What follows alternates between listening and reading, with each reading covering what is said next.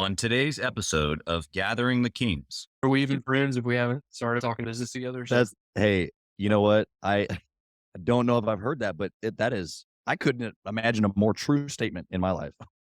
A listener right now who is unintentionally making it transactional, right? Because it's not like you had a ill will towards your customers back then. right, You were just going about what you knew.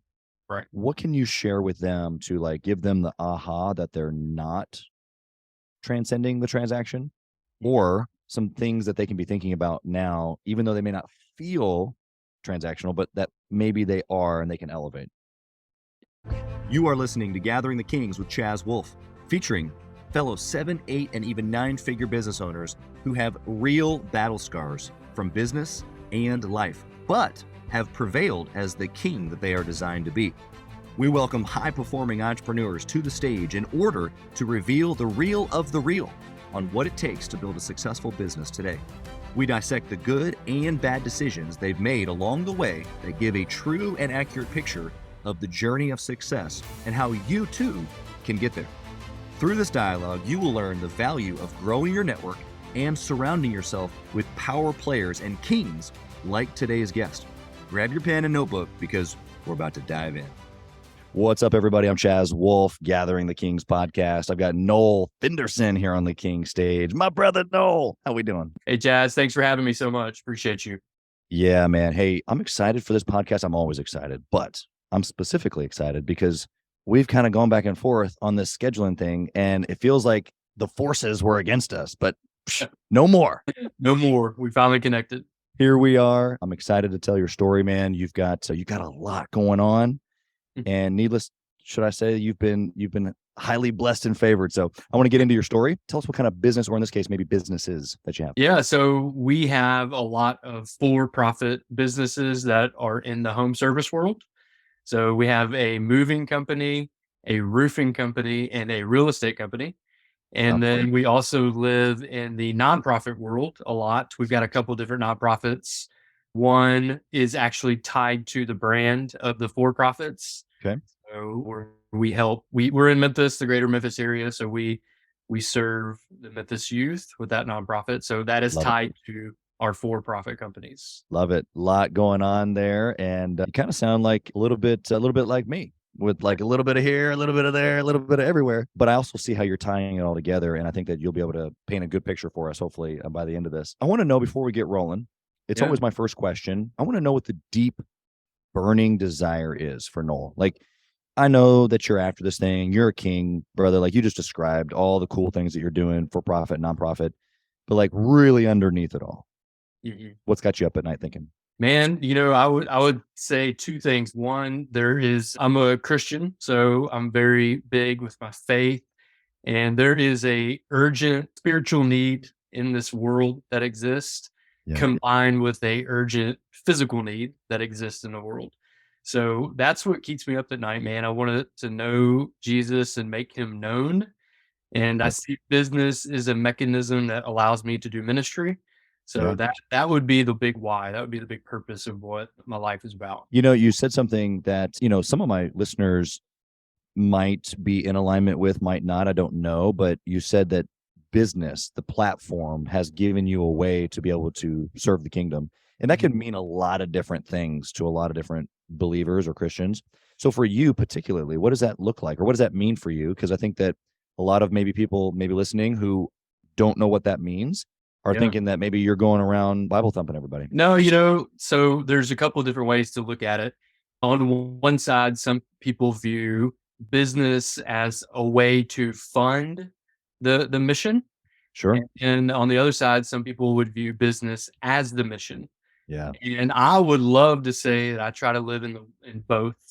So I think that God has given all of us different abilities and gifts and resources to use for his glory to best impact the world. And so I think that you can do that through the business platform. But then at the end of the day, it takes money, it takes funding. So you also have resources to fund That's right.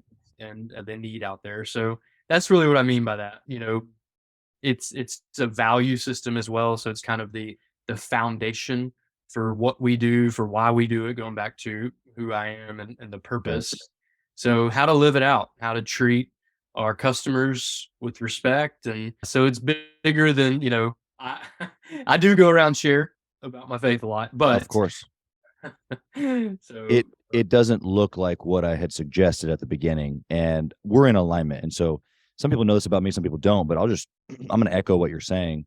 Is I've always seen business, or really you can categorize it as relationships, right? Just the way that we live. And the yeah, way that we live can be done in a specific way where people go, that's interesting.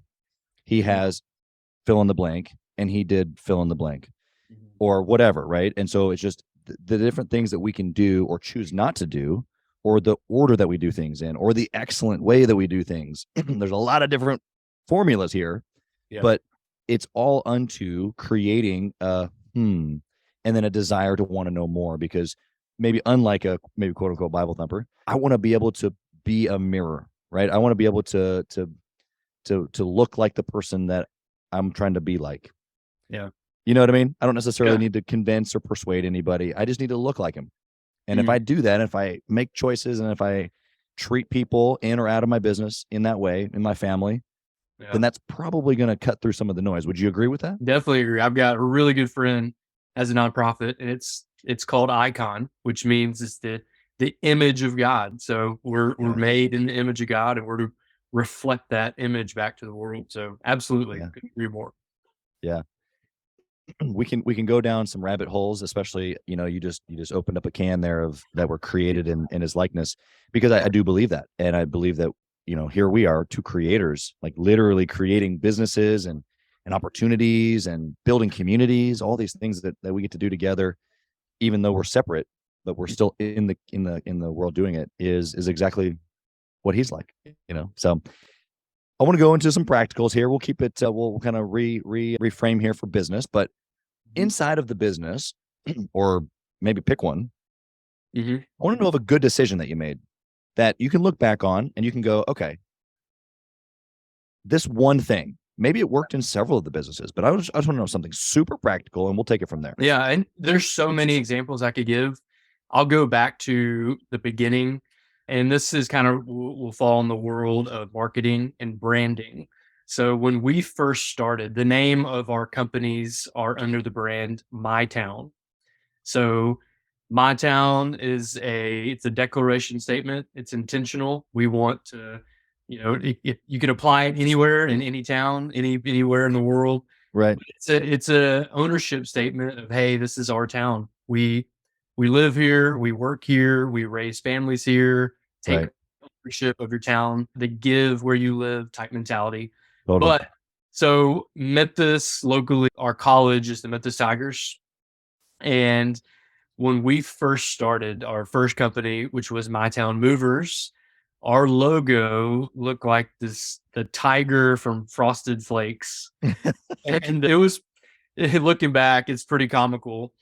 And I had a really good friend who had another company, and he had really great branding. He's like, you need to meet with our marketing guy. And Yep. so we met and we rebranded our company. And that was a defining moment where we just a simple logo of the appearance of who we are. Yeah. We switched it over to our new logo. And from that moment on, I felt like it legitimized our business. People would ask, "Hey, is this a franchise? Is this?" It was just that impactful for our Wow. company. So it would be one early on Yeah. choices that we made that was pretty impactful. Yeah. So, okay. I mean, there's a lot under this hood here. So we're going to try to see if we can go into some of these things. But of course, you've done this across multiple of your businesses, and I'm sure it's done the same effect. The legitimacy of not only the customer looking at you as a real deal place, but you also mentioned in there that for you, your confidence, your team, like all of that, it just like raised the bar of like, wow, this is who we Yeah, are. yeah. Is there the branding is a big topic. Like, yes, it's a logo. Have you done any work, or would you suggest that the listener ties in some other things here? I'm thinking purpose statement, mission statement, core values, like Mhm. any of those things, anything in addition to those things. Like, I want to open up the Yeah. can here with you. Yeah, with that, I mean, even so we have all the brands are My Town. So My Town Movers, Roofing, Properties, and then our nonprofit Miracles. Okay. So Wow. we took that again, the whole encompass of my town. My town, the brand, I would tell you that Miracles is really the purpose of the brand and the passion behind Sure. the brand. So, I I look at as we're more than a moving company or a roofing company. Those are Sure. just things that we do and the services we provide, but they're not the why. They're not the bigger purpose because there's Sure. lots of really great companies that provide those services. Yeah. So tying in the purpose, the value statements, things that we can communicate to potential customers, current customers, and our team of, Yeah. hey, this is bigger than just a paycheck. So Yeah. money is important and we need that to survive and provide for our families. But I always found that having the bigger why, man, it keeps you going during the hard times and the highs and lows That's and right. really keeps you motivated. What would you say to the guy or gal who's listening right now and they've heard of like having a brand Mm, and they're a little uncertain about what that means? And these other sub points, the mission, a vision and purpose, and maybe even core values, and the way that you operate your business, basically towards your customers and towards your employees, what you just said. But they're wondering, like, how do I take a step towards that? Or it sounds really like emotional underneath. It's like, this is what we do, we're a mover, or this is what we do, we're a roofer. But you're saying that it's about something deeper or like more emotional. how do right. you how do you connect those two if someone's listening right now and maybe they're a little uncertain about that? Yeah, and that's a tough question because different stages, I would probably answer that different, right? If you and I are going to create a business, we would go a different direction of how we would answer that.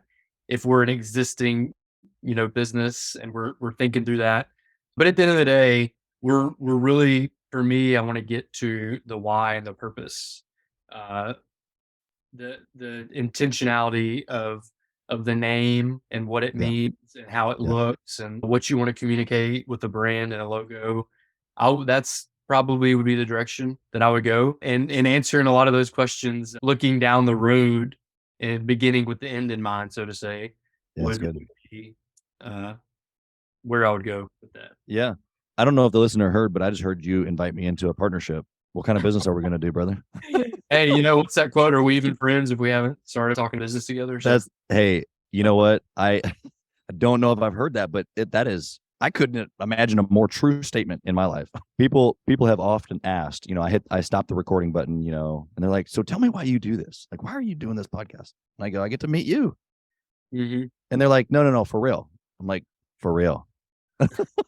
I got to talk business with you for the last hour. It was incredible.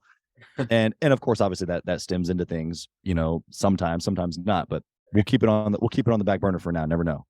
I want Deal.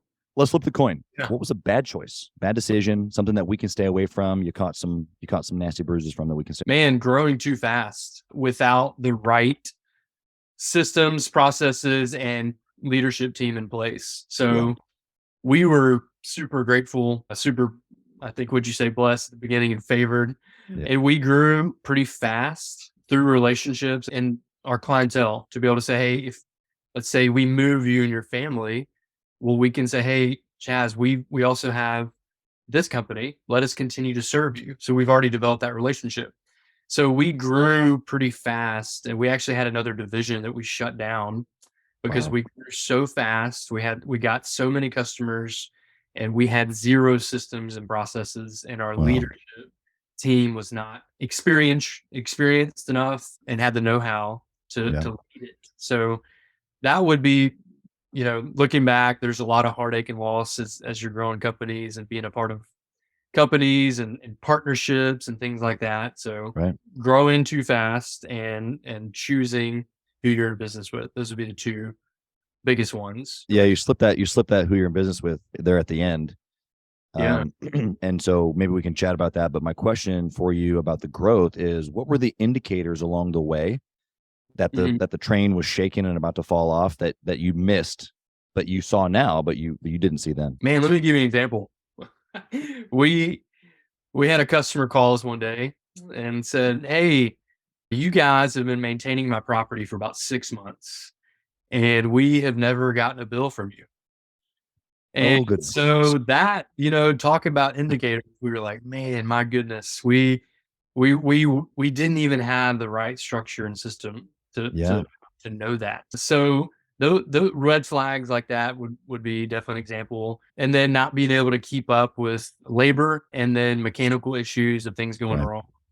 Yep. Those are some of the red flags that happened quite often at the Yeah. beginning. Do you see, or can you look back on now and think that obviously new customers, money coming in from sales, like all of those things are really exciting and fairly easy, right? You just sign them up. You just put them on the calendar. You just like there's a lot of excitement around that. That's the cool part about growth, Right. but that it also blinds you from some of those things that Yeah. you just mentioned because everything you just mentioned was operations oriented. Right. Yeah. And what happens too is if we're not careful, and this happened to us, one brand, if you do poorly with the service with a customer, well, now it's affecting multiple brands. Yeah. And so that we learn that as well, how important it is. Every job, no matter the size, no matter the cost, is just as important as the bigger ones and the, Yep. and the, the Interesting. recurring ones. So that was one thing that really stood out and that we learned from Yeah. growing. Yeah. Yeah. You've got a unique, model where because you're not looking for another new client over here. Of course you are, but that same client you can serve in many ways. And Mhm. so instead of niching in a specific type of client, you're really niching in a specific number of clients because then you can serve that number of clients across multiple services.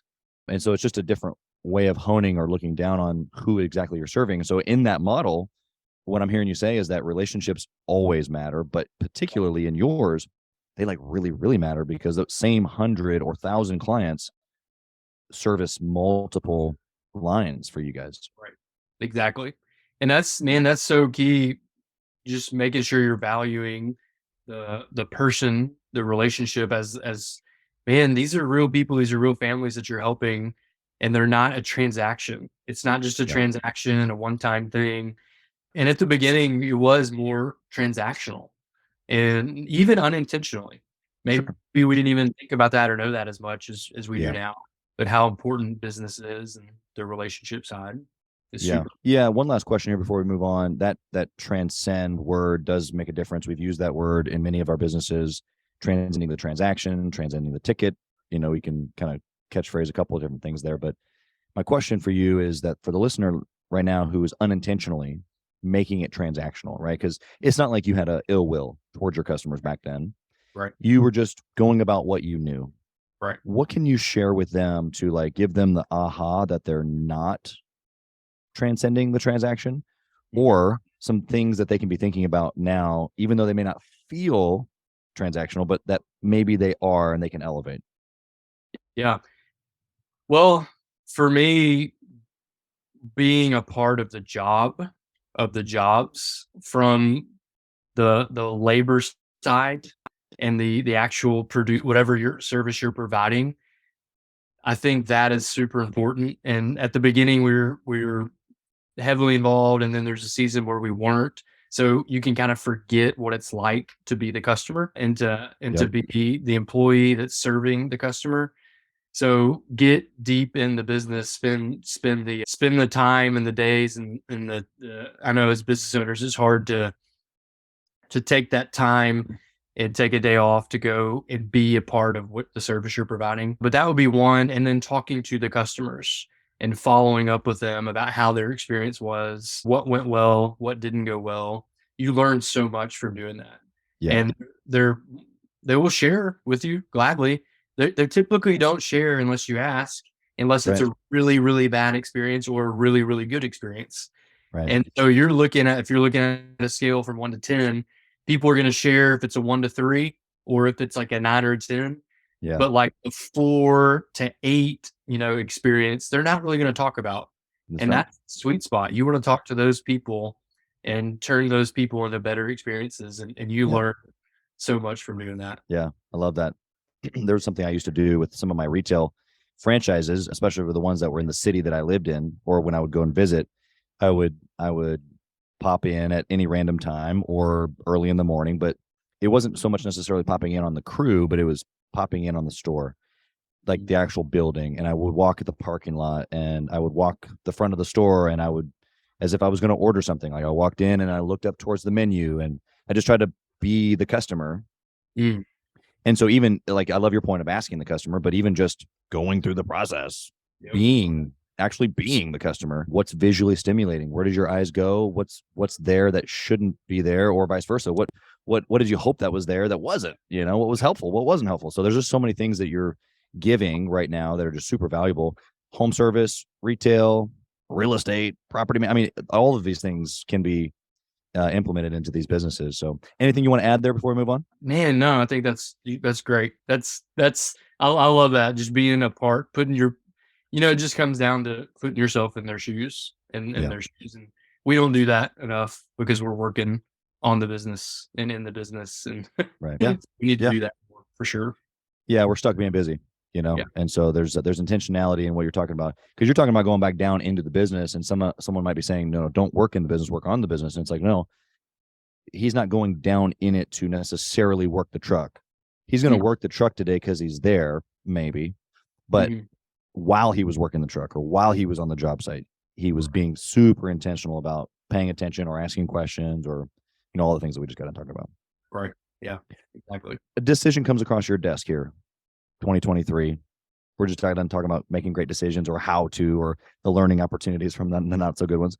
Mhm. What's the formula that you use now to make good? Yeah, to make a decision. Well, really, again, I pray a lot, so my faith plays a lot of big role in that. But I surround myself with wise counsel.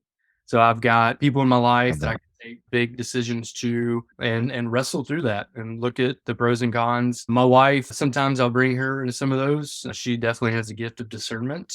Yeah. And man, I want to involve her in as much as possible too. So I really value her and her opinion in that. But really, I like to look for win-win-wins. So it's gonna everybody is that's involved is gonna benefit. It's gonna be try to avoid as much of the heartache and loss as possible. Yeah. When making decisions, and really, that's kind of a simple. I know it sounds so simple, but so a profound. lot goes into that. That's the way it rolls. It's simple but profound. I want to go to the speed round here. Noel, tell me about KPIs. I like to say it like this. What's the number one thing that you would track if you could only pick one thing? I would say, my sales marketing side wants to track conversion and closing and booking, but the relational side, man, I go back to the customer experience. I would want to track that the most. Yeah. Their how their experience was, because that is that shows everything. That shows how the operation's going. That's going to show future sales and growth. That's going to show how the employees are feeling valued and if they enjoy their work. That I think that at the end of the day, that the service you're providing, the customer, they're going to tell you how your business is doing based off of experience. So that would probably be the main one that I would want to track. Yep. There's so much value in that, but even going back to our talk a few minutes ago about your model specifically, I think that it's applicable to all businesses. But if you've got a smaller group of people serving, it's really, really important to serve them well. It's important to serve them all well, don't get me wrong, but you got to pay really close attention. So you're obviously very good at that. What about a resource or a book or a podcast, something like that you'd recommend that you've enjoyed over the years that one of the listeners can grab and grow their business, grow themselves? Is this where I say, man, Chaz, Gathering the Kings Mastermind? It's the this opportunity, huh? Well, if you've been listening, then maybe you would feel that way. I don't know. Have you? Hey, man, I have listened to some episodes. They're really good. So I appreciate that, man. I appreciate great to that. have you on. But man, I will tell you, I keep coming back to this because it's so important in my life. But the Bible, no matter your faith background, it's got the answers to everything. It's got all the wisdom. It's got all the ethics, the morals, the decision making. It's the secret sauce that I would say. So that would be priority one in the faith side. But I do have a rotation that I try to have each month where I read one. I'm always reading the Bible, so it's a daily thing. But then I read one book that is related to faith, and then I read another book that's related to business. So kind of constantly having that where I'm trying to read one or two books a month. Yeah. And then, on my drives, I listen to different podcasts and of course. things. Anything particular that jumps out as far as one of those favorites that you've recently read or one from the past? I've been in a season, a lot of the ones I've been doing are ministry related, Oh, so sure. not as much Yeah. business related, even though I think they all overlap and apply. Yeah. Uh, Well, while I give you 2 seconds here to think about one, I'll tell you of a somewhat ministry related book that I just read yeah. that actually was recommended by a business guy to another business guy. So it stemmed from a business conversation, but the root of the issue was not business related. It's called Experiencing Father's Embrace by Jack Frost. And so Oh I'm not sure man, if yeah. you're familiar with Yeah. that, but it was an incredible book.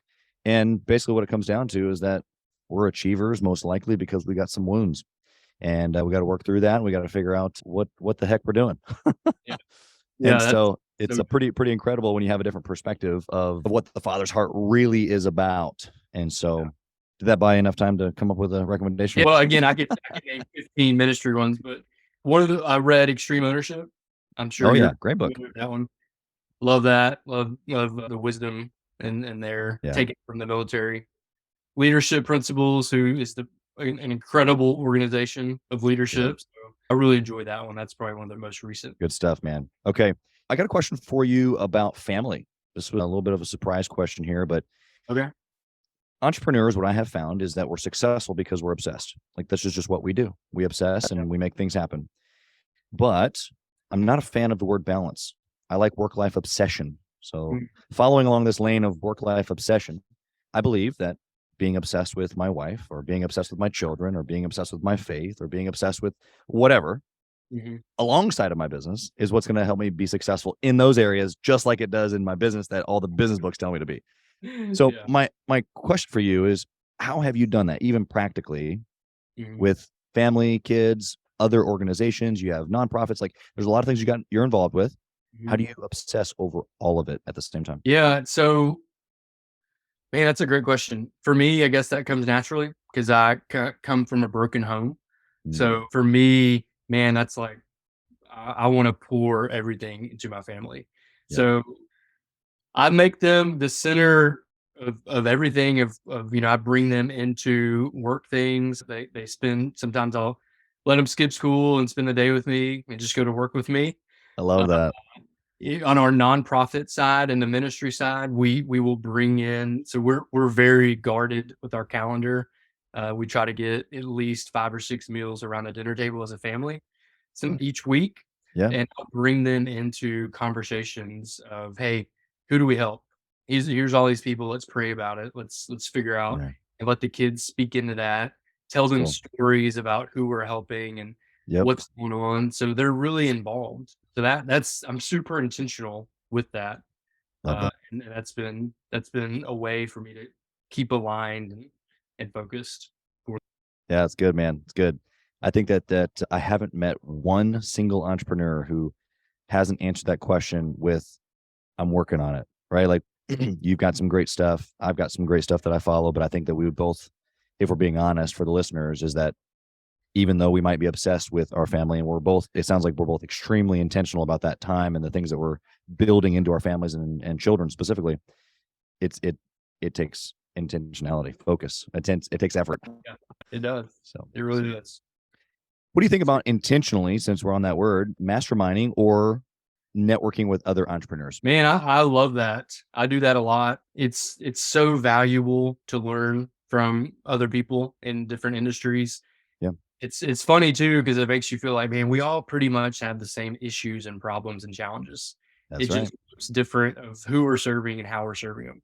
That's right. But it's good, man. You need a circle of influence that's gonna call you up and raise your standard of excellence. That's right. I I really believe in who you surround yourself with. You're gonna be that average. So I think that's very important of specifically people that are on the same trajectory that Yep.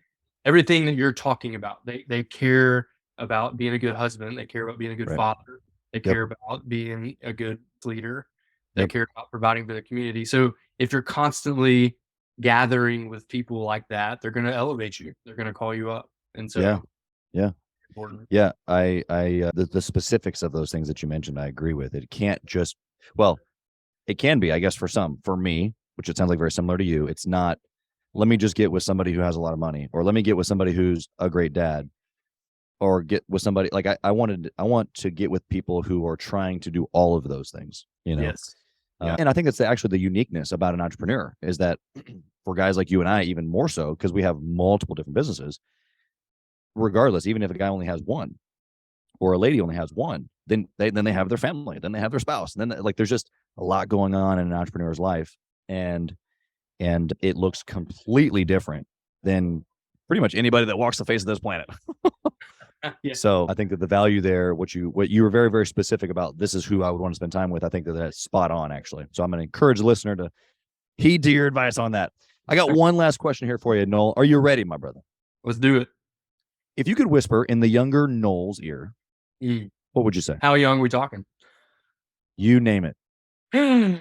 What's the age that popped into your mind? Man, I would say probably the beginning of the business world for me in the journey is that, man, God is always faithful. I've been at the highest of highs and the lowest of lows, and we've always been okay. It doesn't mean you don't have to work. It doesn't mean that it's not going to be challenging and there's not going to be a lot of heartache and loss. But at the end of the day, if I could just, constantly remind and everybody out there listening to know that you're going to be okay and it is going to be okay.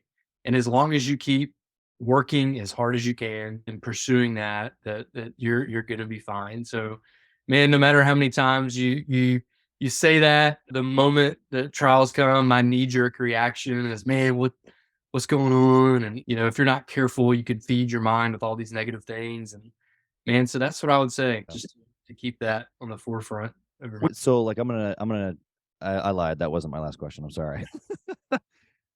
The intriguing part of this, like, I appreciate that perspective. It is such a good word, and I hope the listeners paying attention. Actually, no matter where they are in business, they could be even further beyond us and still heed to that same message. So I just really appreciate that. But how are you particularly right now instilling that same thing, A, in your children, B, in your team members, C, in your community through your businesses and or nonprofits? So kind of a threefold question there, but same question. How are you helping other people? Because it sounds like that. I mean, that just rolled right off your tongue. You knew it, and I know the message of his faithfulness. So it's like, okay, yes, you've been up, you've been down, but like, what does that look like as you're showing that to your? Yeah. Well, for my children specifically, modeling it, it's more caught than taught. So you can talk about it all day long, but they're going to model what they see, Yeah, that's and right. they're going to live out more of how you live in your home. Yep. So we're trying to model it out again, giving some examples of, letting them skip school and come just be with me Yeah, that's and right. to meetings with me and seeing it. And then really sharing hard times and being vulnerable. I don't do that a ton because I believe that, as the leader of the home, I don't want them to have to carry the weight and a lot of things that we are designed to lead and carry. So Right. I probably would share more victories Yeah. coming on the other end of troubles, just for them to always be see stories of God's faithfulness and what working hard leads to. So that would be one way. I journal to my boys specifically. So I've got two girls and two boys, and whenever I think of it, quite often my goal is to hand them a Bible, and it's a journaling Bible, and to have all the pages of different days of just speaking life lessons and wisdom into them. So when they turn 18, I Yeah. can give it to them, and my wife is doing the same thing for our daughters. Wow. But that's another practical Yep. way that I usually do that Saturday mornings every Saturday. That's awesome. Well, I just appreciate that. I've heard of diarying or note taking at the end of each day or at the end of each week, specifically unto a child, right? And actually, it was when I heard that, I've never been one to want to sit down and write out. But when I heard someone else give this perspective of writing it like unto your children or as a guidance or a not really like a recording of the day, but unto like a something that can be given, I think it changes the perspective. Also the intention, right? Of like, oh man, I get to produce something that my son or my daughters might really hold dear generations past. And so I think that makes it pretty deep, which is pretty cool. No, what a way to end. I feel like I have like way more questions, but I'm going to selfishly do that after we hit the record button. Sorry, listeners. But in all seriousness, how can they find you? Number one, if they are in your area and need moving, roofing, like go down the list again, help us understand the services that you have and Yeah. how we can find you. And then also, how can they just reach out to you? Maybe they want to pick your brain and how you do things. Yeah, absolutely. So we serve the greater Mid South, the Memphis area, and My Town Movers, My Town Roofing, and My Town Properties are the for-profit. My Town Miracles is the nonprofit, and that is we provide, you know, security and stability to children in the greater Memphis area. And then I'm just my name, Noel Fenderson. I'm on the Facebook and Instagram platforms as well. Love it. So Love it, man. Love it, man. There's so much more to come, but thank you for being here, brother, and just blessings upon blessings on your family, all of your businesses, your community, everything that you're putting your hand to. Thank you for being here, Noel. thank you, Jazz. Thanks for having me. And same to you. Thank you for listening to Gathering the Kings today. I hope that you were able to pull out a few nuggets to go apply into your business right away. More importantly, though, I hope that you're realizing that it takes more to be successful than just being by yourself, doing it all on your own, carrying the weight all by yourself. What I have realized, not only in my own journey from multiple businesses and multiple different industries, and now interviewing literally over 200 or 300 other very successful 7, 8, and 9-figure business owners, is that it's tough to do it alone. And so Gathering the Kings literally exists to bring together successful entrepreneurs. In fact, we are putting together 1,000 kings, specifically who are grateful but not done. We're intentionally assembling kings who fight tooth and nail for their business, family, and communities. And here's what we believe, that in the pursuit of excellence in those areas, that it ignites within us the responsibility to govern power and forge a lasting legacy. So if that relates and resonates with you, and you know that you need people around you, sharp, qualified, other very successful business owners, I want you to go to gatheringthekings.com. I want you to take a look at what we're doing and see if it makes sense for you to be part of our pursuit to 1,000 kings. Talk soon.